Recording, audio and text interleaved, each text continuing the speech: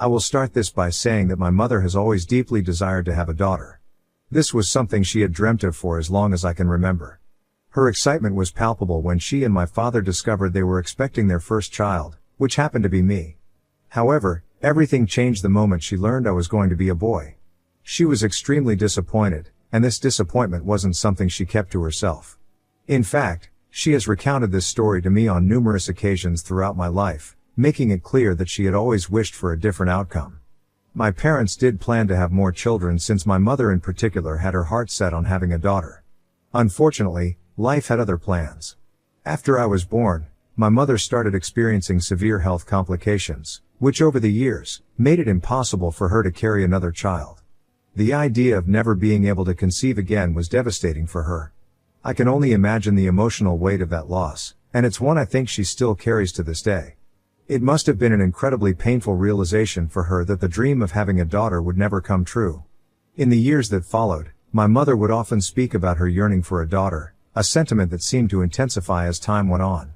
I would notice how she doted on my female cousins, lavishing them with affection and attention that felt like an expression of the maternal love she had always hoped to give a daughter of her own. Whether it was through extra gifts, affection, or simply the way she treated them, there was a clear difference in how she related to them compared to me. Oddly enough, this behavior of hers didn't really bother me for much of my life. I had accepted that this was just who my mother was, and I didn't take her favoritism towards my female cousins personally. I knew she loved me, and for the most part, I was at peace with it. That is, until my ex-wife, Sophia, entered the picture. Sophia was the daughter of my mother's long-lost best friend from high school, someone my mother had reconnected with after many years of being out of touch. When my mother met Sophia for the first time, she was taken aback by how beautiful she was and instantly became fixated on the idea that Sophia would be the perfect match for me. At that time, I was single, and my mother had been somewhat relentless in her efforts to set me up with various women, but none of those attempts really stuck. This time, however, she was determined and persistent. She kept telling me how stunning and wonderful Sophia was, how much we'd complement each other, and eventually, it became almost an obsession for her. For weeks, I endured her constant attempts to push us together, and eventually, I caved.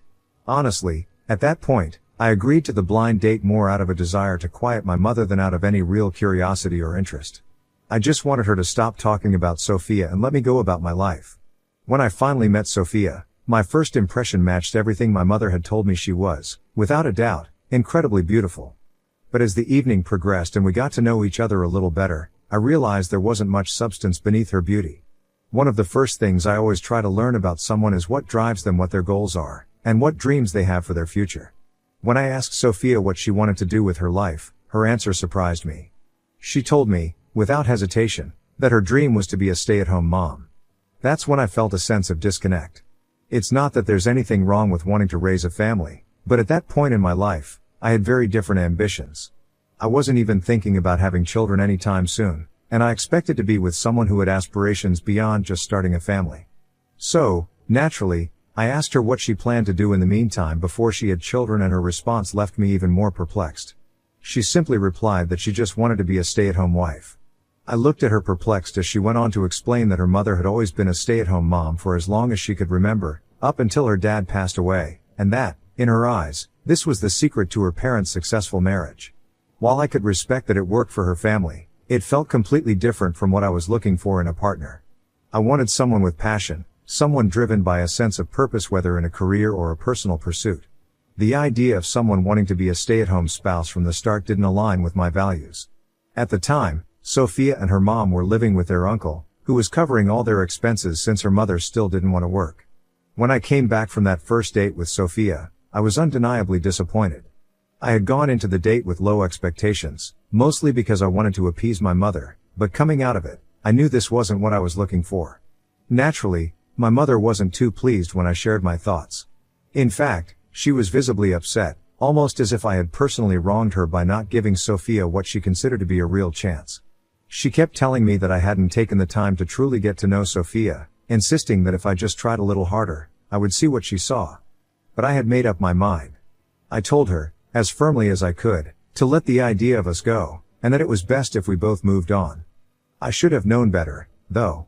My mother was not someone who gave up easily, especially when she had her heart set on something, or in this case, someone. Not too long after that, my mother invited me over to her house, which wasn't unusual. She would often ask me to come by for dinner or just to catch up. But this time, when I arrived, I noticed that Sophia was there as well. Apparently, my mother had taken it upon herself to invite Sophia over too, so she could force another meeting between us. Once I arrived, both my mother and father hurried out of the house, with almost mischievous smiles, saying, "Enjoy your date." I was absolutely mortified. Judging by Sophia's reaction, I'm sure she felt the same. We stood there for a moment, awkwardly looking at each other, neither of us knowing quite what to say or how to handle the situation. It was like being set up on a date you hadn't agreed to, right in the middle of my own parents' home, with no escape in sight. For a few minutes, we just stood there in silence, unsure of what to do. I could have easily made an excuse and left, but I didn't want to embarrass her further. After all, she was as much a victim of my mother's overzealous matchmaking as I was. So, instead of bolting, we both exchanged awkward laughs, acknowledging how bizarre the situation was, and eventually sat down to talk. I figured, since we were already there and had nothing better to do, I might as well ask her to tell me more about herself. She admitted, rather openly, that she had liked me after our first date and was under the impression that I had liked her too. But then, when I never called her back or made any effort to reach out, she was left feeling confused. I told her, as gently as I could, that while she was indeed a kind and beautiful person, I felt like we had very different goals in life since she desired to be a stay-at-home wife. Sophia then explained to me that her intention wasn't to just sit around the house doing nothing, even if we didn't have children right away. She started to talk more about her volunteer work at the church, and how she dedicated her days to working with children and helping those in need. Her explanation gave me a new perspective. I started to see another side of Sophia, one that I hadn't fully appreciated before. I realized that, at her core, Sophia seemed to be a genuinely warm and kind person, or at least that's how she portrayed herself to me initially. Although she wasn't exactly driven by career ambitions or lofty personal goals, she seemed to have found her purpose in caring for others, and that level of generosity of spirit is rare. So, despite the reservations I had and the lingering doubts about our compatibility, I decided to take a leap and ask her out on another date. Sophia and I ended up dating for about a year before we decided to take the next step and get engaged.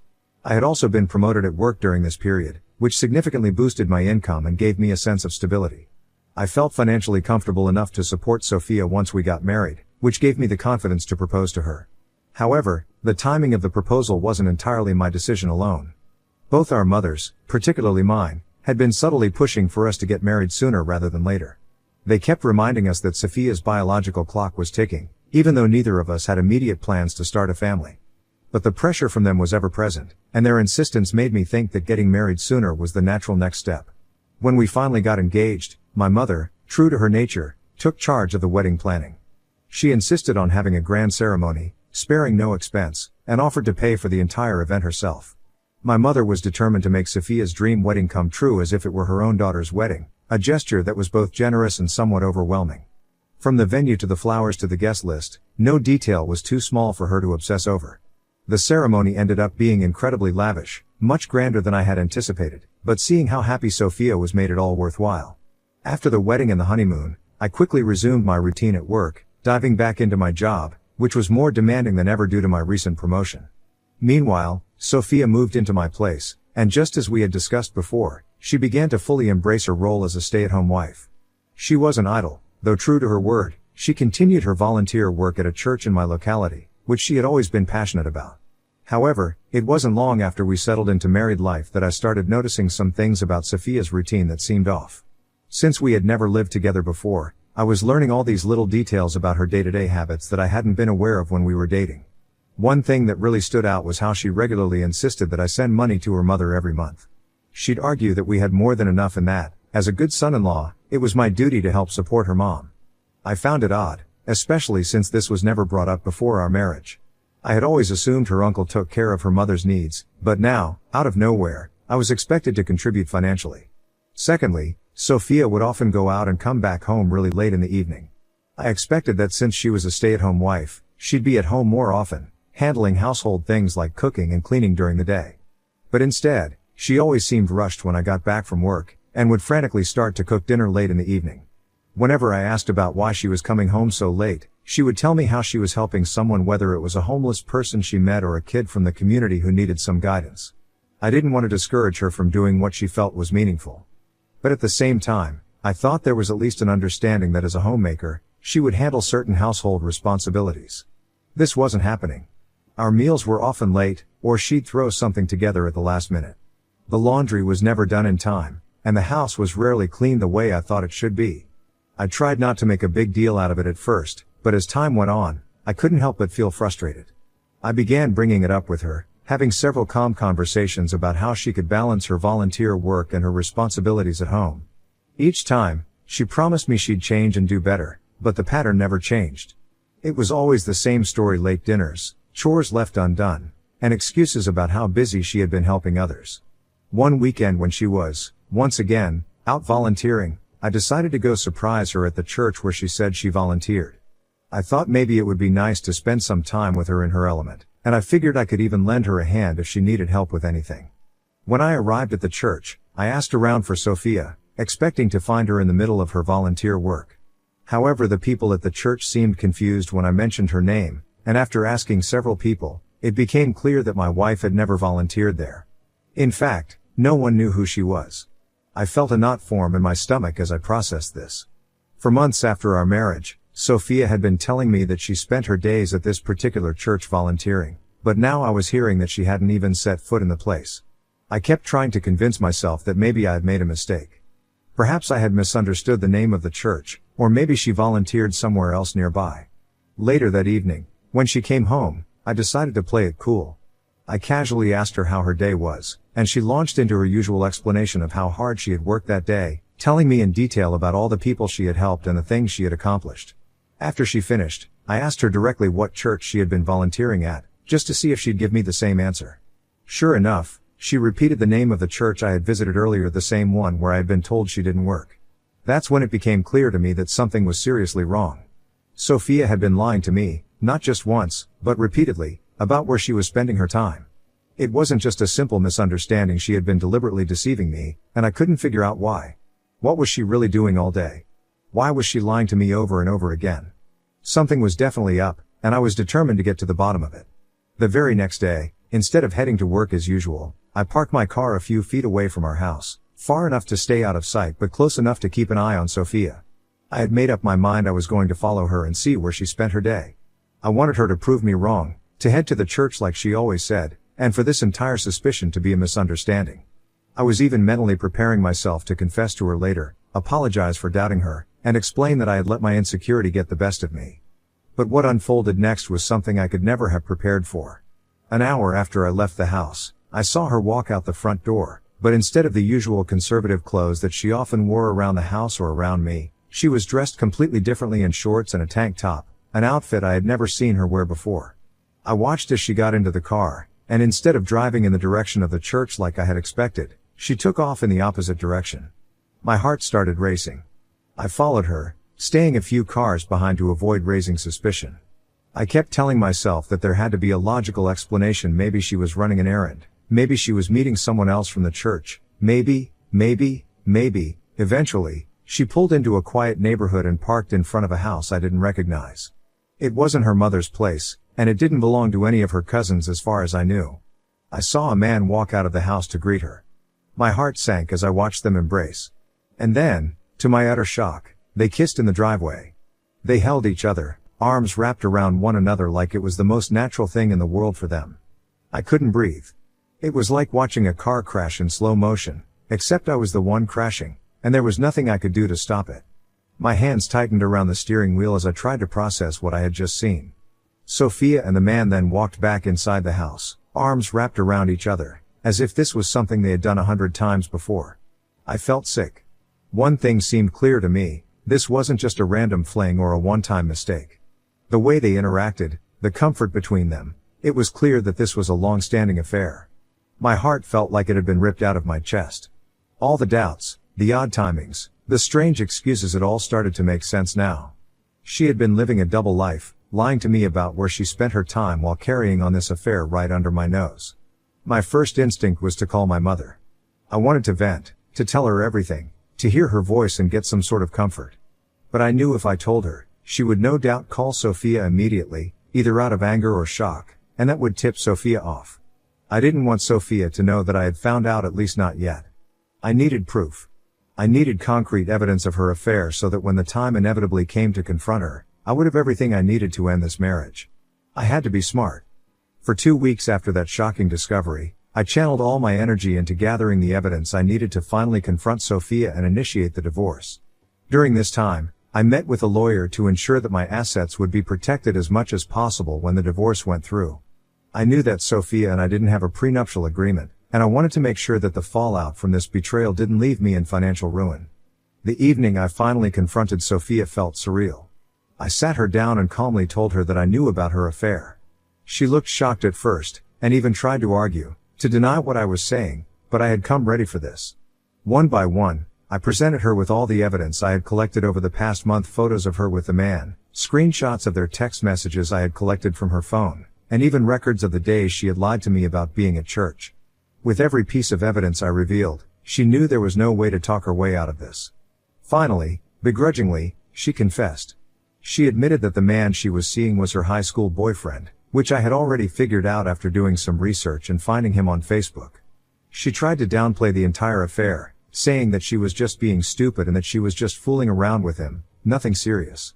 She insisted that she didn't intend for things to go as far as they had. But I wasn't buying it. I looked her in the eyes and firmly told her that I was going to divorce her. She was stunned. I think, in some part of her mind, she believed she could talk her way out of it, that I would somehow forgive her or be swayed by her excuses. But when she realized that I was serious, she tried to fight it. She begged me to reconsider, saying that she could change and we could work things out. But her pleas fell on deaf ears. I knew that if I stayed, I would never be able to trust her again. I calmly told her to pack up her bags and leave. To make sure there would be no confusion or attempts to manipulate the situation with our families, I created a group chat with my parents and Sophia's mother. In the chat, I laid everything out clearly. I sent all the proof of Sophia's infidelity, the photos, the text messages, everything. I wanted them to know the full truth about why I was divorcing her, and I wanted to prevent any false narratives from being spun by either Sophia or her mother. I knew that once the news broke, all hell would break loose, and I wasn't about to leave room for any misunderstandings. As expected, the reactions were intense. My mother was absolutely livid, outraged that Sophia had betrayed me, but at the same time, she and Sophia's mother couldn't help but beg me to reconsider my decision. Despite the undeniable evidence of Sophia's infidelity, they pleaded with me to find it in my heart to forgive her and give her another chance. Thankfully, my dad stood by my side. He reassured me that I was making the right decision, and that no one should stay with a cheating partner, no matter the circumstances. He told me I deserved better and supported my decision to move forward with the divorce. A week after I filed for divorce, Sophia and her mother showed up at my house unexpectedly. Sophia revealed to me that she was pregnant with my child. My immediate reaction was disbelief. I outright refused to accept that I was the father, given her affair. Sophia's mother lashed out at me, accusing me of ruining her daughter's life by not accepting responsibility for the baby and divorcing Sophia so suddenly. She made it seem like I was the one being cruel. Later, my own mother doubled down on her pleas. She talked to me about how children can change everything in a marriage, about how having a baby could bring Sophia and me closer, as if the pregnancy was some magical solution to the infidelity. She told me that Sophia had promised to never cheat again and that I needed to consider the child's future, not just my pride. She made me feel like the bad guy for choosing to walk away from a marriage where the trust was gone. When I still didn't give in to her reasoning, my mother, in her desperation, threatened to testify against me in court when the time came, especially if the issue of child support arose. She said she would make sure I paid for the baby, regardless of whether or not it was mine. DNA doesn't matter, family is family, she argued, implying that she didn't care who the biological father was. She was determined to claim the child as her grandchild, even if it meant going against me in court. And that is exactly what she did. True to her word, my mother testified against me during the divorce proceedings, which was one of the most painful betrayals I've ever experienced. My lawyer and I fought hard to make sure that the court understood that Sophia had been unfaithful and that there was a very real possibility that the child wasn't mine. But my mother and Sophia's mother testified that Sophia's affair wasn't anything sexual, downplaying her infidelity as if it had been some sort of an innocent mistake.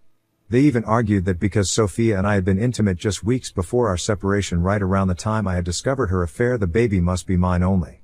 Thankfully, in the end, the judge ruled that they couldn't make any final decision regarding child support or paternity until after the baby was born and a proper paternity test needed to be conducted. Only then would it be determined whether or not I was the biological father. I was relieved. It felt like a small victory in what had been a draining and painful process. At least now, I wouldn't be forced into supporting a child that might not be mine without solid proof. But my mother, Sophia, and her mother were furious with the outcome.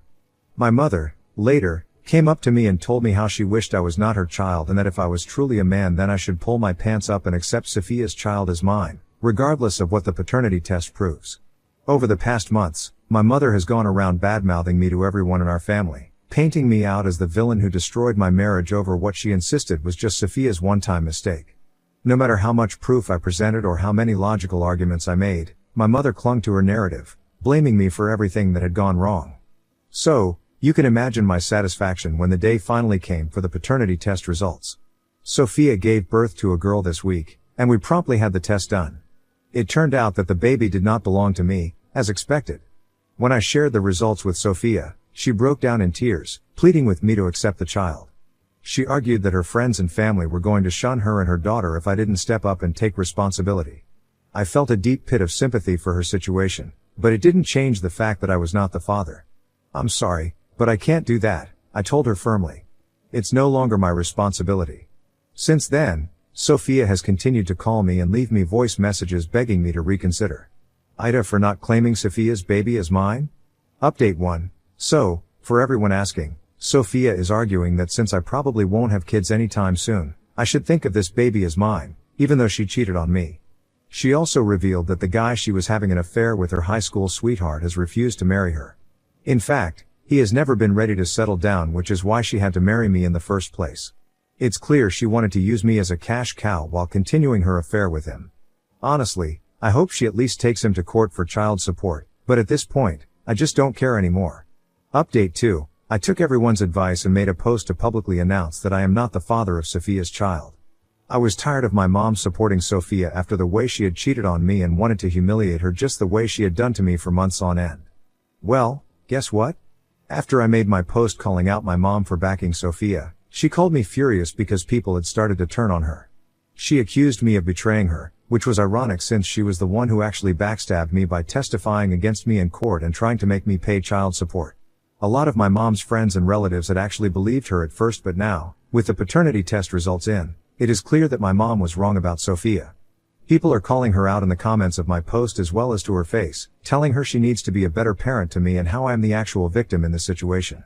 After my mother called to yell at me, she and dad ended up having a huge fight. He was fed up with her constantly bullying me and threatened to leave her if she didn't drop her crazy idea of forcing me to accept Sophia's child, even though it's not mine. Update 3. It's been 5 months since my last update. My parents have decided to separate this past month. This is because my mom has refused to change, and has even started calling herself grandma to Sophia's baby. She's been giving Sophia money every month and even volunteers to babysit her child. It seems like she's finally living out a dream of having a long-lost daughter just like she had always wanted. However, my dad has grown tired of this as he feels this is borderline inappropriate and wants nothing to do with Sophia or her child. This has resulted in multiple fights where my mother has refused to take accountability. As a result, my dad has moved out and has been staying with me. It breaks my heart that my mom is choosing to focus on my cheater ex-wife's daughter over her own family. Anyway, my dad will be talking to a lawyer this week and moving forward with the divorce.